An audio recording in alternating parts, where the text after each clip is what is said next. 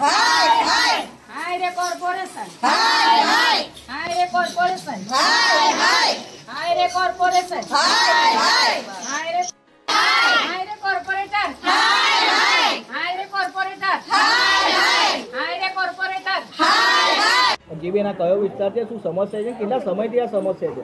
આ 2 વર્ષથી સમસ્યા એવી છે.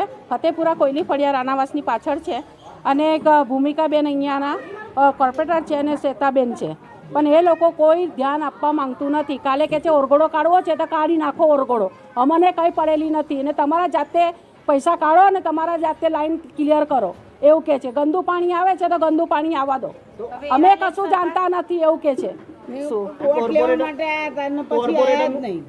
તમારા કોર્પોરેટરની જવાબદારી છે કે નહીં આ વસ્તુની? એ એવું કે છે અમે એ બધું કશું ના જાણીએ, તમારા પૈસાથી નવી લાઈન નાખવી હોય તો નાખી દો.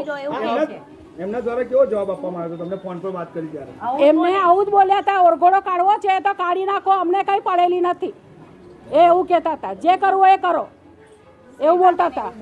શ્વેતાબેન એવું બોલે છે અને પાણી તો એટલું ગટર જેવું આવે છે, અળસિયા લાલ લાલ નીકળે છે.